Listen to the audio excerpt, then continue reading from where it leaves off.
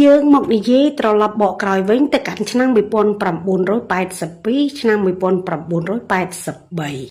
កាលសម័យនោះប្រទេសជាតិពុំរីកចម្រើនដូចសម័យបច្ចុប្បន្ននេះទេព្រោះយើងទើបតែចប់សង្គ្រាមថ្មីគឺចេញពីសង្គ្រាមចំនួនប៉ុលពតបានសម្លាប់ក្រុមគ្រួសារសាច់ញាតិបងប្អូនខ្មែរអស់រាប់លាននាក់គ្រួសារខ្លះបាត់បង់ស្វាមីគ្រួសារខ្លះបាត់បង់ភរិយាបាត់បង់កូនជាដើមពេលនេះយើងមកនិយាយអំពីគ្រួសាររបស់បងស្រីលីណានៅក្នុងផ្ទះរបស់គាត់មានសមាជិកតែ2នាក់ទេគឺគាត់មានអាយុ37ឆ្នាំហើយប្អូនស្រីគាត់ឈ្មោះនាងមុំអាយុ30ឆ្នាំនារបបប៉ុលពតបងស្រីត្រូវបាត់បង់គ្រួសារគាត់បាត់បង់ម្ដាយឪពុកនិងប្អូនប្រុសម្នាក់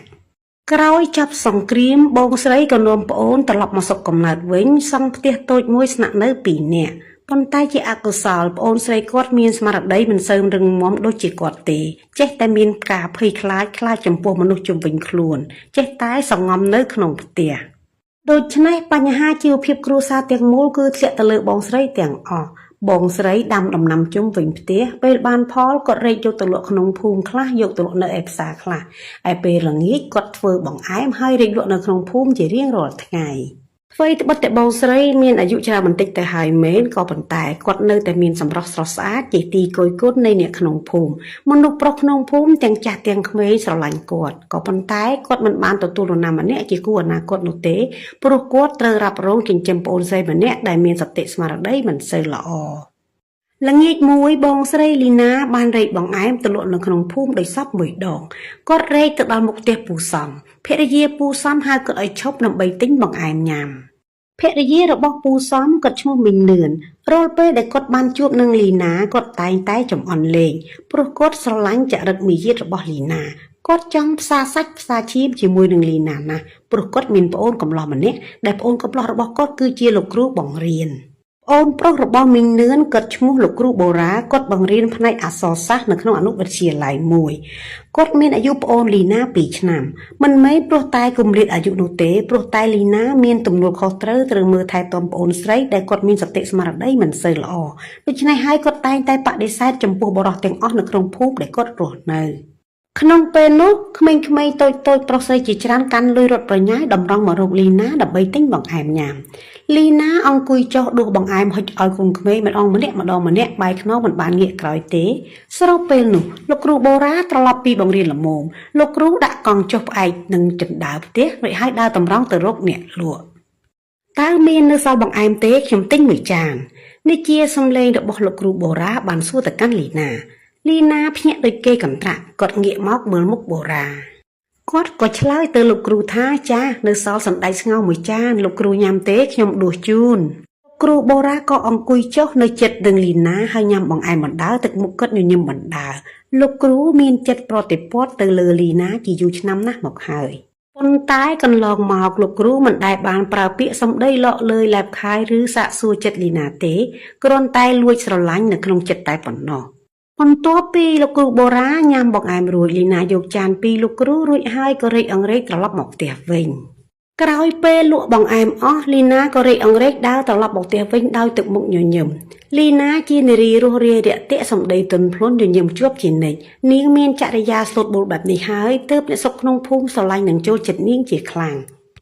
ចាស់នៅក្នុងភូមិតែងតែចង់បាននាងជាសាច់ជាឈាមពួកគេតែងតែសួរនាំនាងប៉ុន្តែនាងបដិសេធពីព្រោះជីវភាពរបស់នាងក្រលំបាកណាស់នាងរកមួយថ្ងៃសម្រាប់ចាយមួយថ្ងៃតែប៉ុណ្ណោះម្យ៉ាងវិញទៀតនាងត្រូវមើលថែប្អូនដែលមានសុខភាពមិនសូវជាល្អលុយកាក់មិនសូវមានដូច្នេះហើយលីណាមិនបាននាំប្អូនទៅព្យាបាលនៅទីណាទេពេលវេលាចេះតែដើរកន្លងទៅមុខមិនចាំយើងទេមួយថ្ងៃកន្លងផុតមួយឆ្នាំក៏កន្លងបាត់លីណាពិបាកចិត្តណាស់ព្រោះជំងឺមុំមិនបានធូរស្បើយទេឯបញ្ហាជីវភាពក៏មិនបានធូរដែរនាងរស់ស៊ីព្រឹកល្ងាចលក់មួយថ្ងៃសម្រាប់ចាយតែមួយថ្ងៃប៉ុណ្ណោះយប់មួយនោះលីណាគេងមិនលក់សោះនាងក្រោកឡើងអង្គុយរួចហើយក៏បានអុជធូបបន់ដោយរំលឹកថាពុកម៉ែអើយសូមជួយថែរក្សាកូនផងពេលនេះជំងឺមុំមិនបានធូរទេហើយជីវភាពកូនក៏ក្រលំបាកណាស់កូនមិនដឹងទៅរកស៊ីអ្វីទេដើម្បីមើលថែជំងឺប្អូនលីណាអុជធូបបន់ស្រន់ហើយក៏គេងវិញលក់ទៅ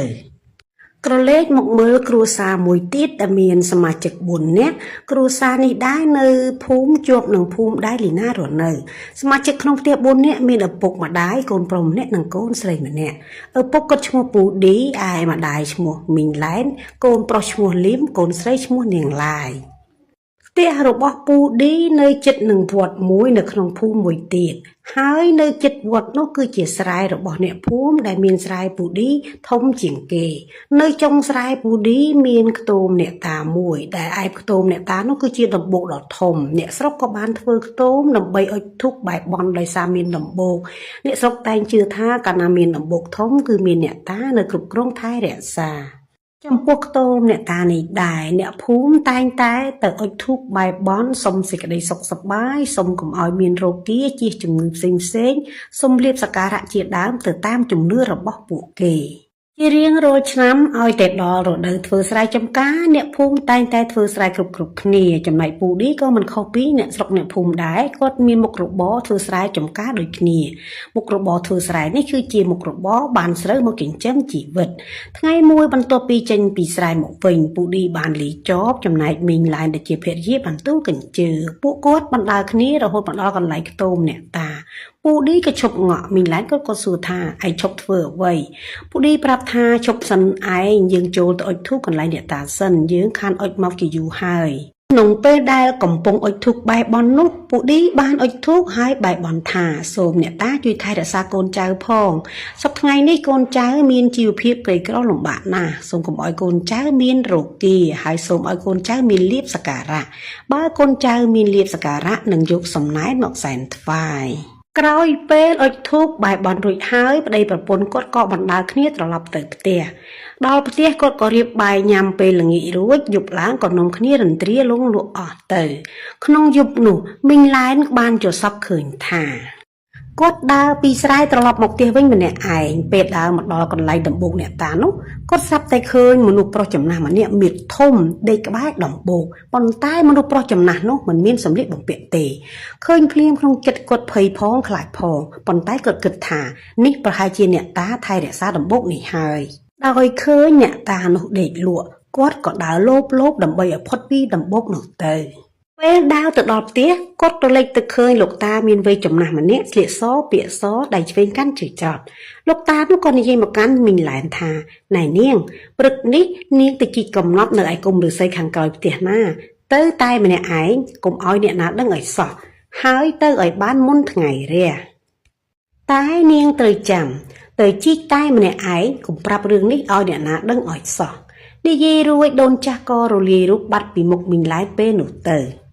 មីងឡែនភ្ញាក់ពីដំណេកភ្លាមគាត់ក៏និយាយរឿងយល់សប្តិទាំងអស់ប្រាប់ទៅពូឌីដែលជាប្តីរបស់គាត់ក្នុងចិត្តគាត់ភ័យផងអរផងខ្លាចផងពូឌីស្ដាប់រឿងរ៉ាវសពគ្រប់ហើយគាត់ក៏លើកនាឡិកាមើលឃើញថាម៉ោងទៅជាង5គាត់ក៏និយាយទៅកាន់មីងឡែនថាតោះឯងក្រោកឡើងស្លៀកពាក់ទៅយើងទៅជីកកំណប់ព្រោះតែជីវភាពក្រីក្រពូឌីត្រេកអរណាស់កាលបើបានឮមីងឡែនយល់សប្តិបែបនេះគាត់តែងឮអ្នកស្រុកនិយាយតគ្នាថាអ្នកតានោះស័ក្តិសិទ្ធិណាស់កាលបើមានទុក្ខលំបាកអ្វីទៅបែបន់សុំហើយតែងតែបានដូចបំណងប្រាថ្នាដូច្នេះពួកគាត់ក៏មនីមនានាំគ្នាទៅជីកកំណប់ឲ្យបានមុនថ្ងៃរះទៅដល់គុម្ពឫស្សីក្រោយផ្ទះភ្លាមពួកគាត់ក៏នាំគ្នាជីកទាំងពីរនាក់សូត្រឲ្យទាន់ក្រែងលោថ្ងៃរះជីកបណ្ដើពួកគាត់ញញឹមញញែមបណ្ដើក្នុងចិត្តសប្បាយណាស់កាលបើបានកំណប់យើងលេងក្រលំបាកហើយយើងនឹងខ្លាចទៅជាអ្នកមានពួកគាត់ជីករហូតដល់បែកញើសចូលខ្នងហើយមិនទាន់ប្រទះឃើញអ្វីនោះទេពូឌីអស់សង្ឃឹមជាខ្លាំងម្យ៉ាងមេឃក៏កាន់តែភ្លឺព្រៀងមកហើយកំណប់ក៏មិនទាន់ជួបទៀតមីងឡែនបានពោលទៅកាន់ប្តីថាកុំទាន់អាចឈប់ឯងជីកទៀតកាយលោកបានឃើញកំណប់ពោលមិនទាន់ផុតពីមាត់ផងពូឌីក៏ស្រែកឡើងថាឃើញហើយម៉ែវាឃើញហើយឯងមើលនេះណែពួកគាត់ទាំងពីរនាក់ជីកប៉ះក្រឡតូចមួយគាត់ក៏បើកគម្របនោះមើលឃើញមាសក្រហមឆ្អិនឆ្អៅពូឌីនិងមីងឡែនសប្បាយចិត្តណាស់លើកក្រឡនោះអោបរត់មកផ្ទះពេលមកដល់ផ្ទះភ្លាមពួកគាត់ទាញទ្វារផ្ទះបិទហើយប្រញាប់បើកគម្របក្រឡនោះមើលពេលបើកលើកនេះមិនដូចការបើកលើកមុនទេក្រឡធ្លាប់តែមានពន្លឺភ្លឺមាសពេញនោះคล้ายទៅជាស្ពាន់សំណទាំងអស់ ហើយមកទៀតរឿងរបស់ពូឌីនិងមីងឡែនត្រូវបានអ្នកស្រុកដឹងហើយនិយាយតគ្នាថាអ្នកតានោះស័ក្តិសិទ្ធិពិតមែនទៅបែបនសុំសេចក្តីសុខសប្បាយសុំលាភសក្ការៈគាត់ក៏ឲ្យប៉ុន្តែពូឌីជីកកំណប់មិនបានមាសនោះទេមាសប្រែคล้ายទៅជាស្ពាន់លីណាក៏បានលឺអ្នកស្រុកភូមិនិយាយរឿងនេះដែរថ្ងៃមួយលីណាក៏បានទៅអុជធូបបត់នៅកន្លែងអ្នកតានោះលីណាដើរទៅដល់ផ្ទំអ្នកតាហើយក៏អុជធូបបែបបន់ធម្មតាសុំសុខសប្បាយសុំឲ្យកូនចៅរកស៊ីមានបានមានលាភសក្ការៈក្រោយអុជធូបហើយលីណាក៏ដើរត្រឡប់មកដល់ផ្ទះវិញនាងក៏បាននាំប្អូនរៀបបាយញ៉ាំពេលល្ងាចរួចហើយក៏នាំប្អូនទៅគេងពួកគេក៏គេងលង់លក់បាត់ទៅ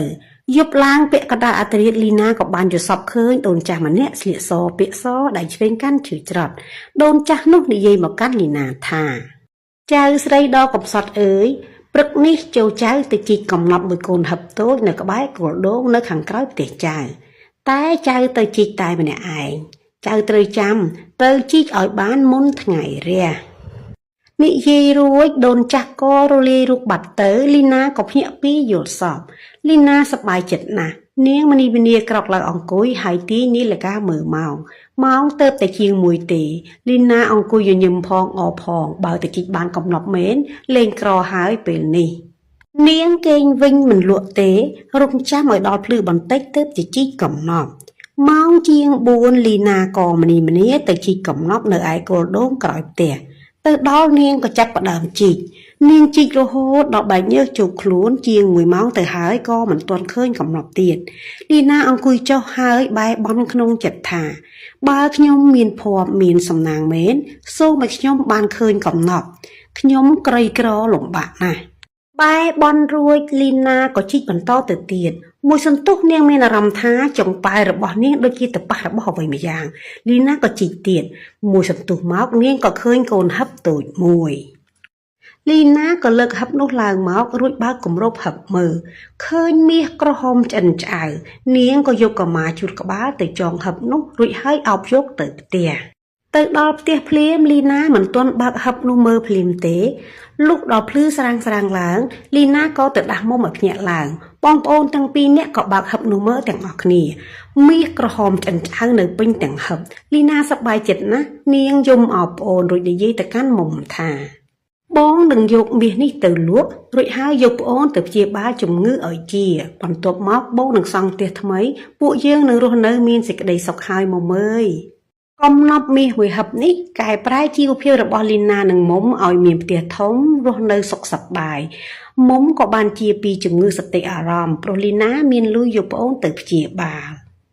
ក្រោយស្ដាប់រឿងនិទាននេះចប់តើបងប្អូនយើងមានដែលធ្លាប់ឮចាស់ដំណាលថាកាលពីចូលពីសម័យប៉ុលពតមកមានបងប្អូនខ្មែរយើងជាច្រើនធ្លាប់ជីកកំណប់បានដោយសារការយល់សប្តិនេះដែរឬទេបើមានបងប្អូនសូមខមមិននៅខាងក្រោមវីដេអូនេះផង